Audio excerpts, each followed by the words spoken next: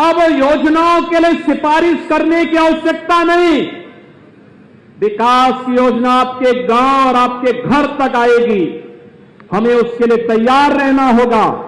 और आपने पिछली बार भारतीय जनता पार्टी को तीनों विधायक चुनाव जिता करके भेजे हैं, भेजे थे ना?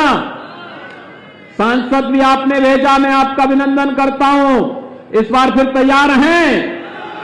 सभी लोग तैयार हैं? अच्छे लोग भेजेंगे चुनाव जिता करके तो अच्छा कार्य भी होगा, और नहीं तो विपक्ष की सरकार होगी। आप देख रहे हो अभी से उनके गठजोड़ किन लोगों से हो रहे हैं। जेल में जाकर के कुख्यात माफियाओं से, जिसको हम लोग चिंता से भी छूना नहीं चाहते, वहां जाकर के उसको गले लगाने का प्रयास फिर से हो रहा है।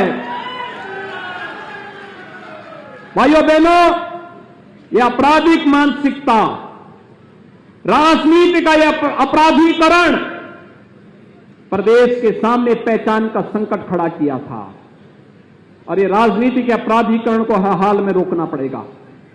दूसरा, महापुरुषों का अपमान जो हो रहा है, आपने देखा होगा एक दल के नेता ने पिछले दिनों एक वक्तव्य जारी किया था, और वक्तव्य क्या जारी किया था?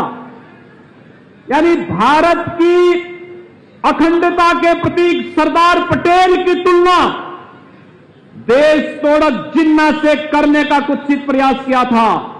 इस प्रकार के शर्मनाक और निंदनीय बयानों को पूरे प्रदेश को खारिज करना चाहिए। एक, सरदार पटेल देश को जोड़ने वाले थे, भारत की अखंडता के प्रतीक हैं। भारत की 563 से अधिक रियासतों को भारत गणराज्य का हिस्सा बनाने का श्रेय अगर किसी एक महापुरुष को जाता है, लोह पुरुष सरदार वल्लभ भाई पटेल को जाता है। और भारत को तोड़ करके जिन्ना को अपना आदर्श मानने वाले लोग आज भी जिन्नावाद का समर्थन करते हुए जिन्ना के डायरेक्ट एक्शन को इस देश को नहीं भूलना चाहिए।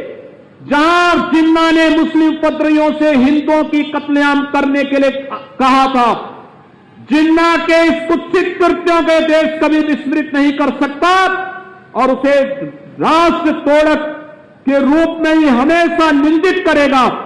लेकिन आज जिन्ना और सरदार पटेल की तुलना करने का जो प्रयास हो रहा है, हमें ऐसे तत्वों के उन मंसूबों को समझना होगा।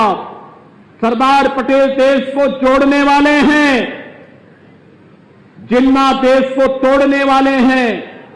दोनों समकक्ष नहीं हो सकते। सरदार पटेल राष्ट्र नायक हैं, लेकिन भाइयों बहनों, जिन्ना भारत की एकता को खंडित करने वाले हैं। जो लोग ये तुलना करने का प्रयास कर रहे हैं, हमें उनके प्रति सतर्क रहना होगा। एक बार फिर से आप सबको मैं ढेर सारी योजनाओं के लिए, विकास की इन परियोजनाओं के लिए हृदय से बधाई देता हूं, अपनी शुभकामनाएं देता हूं।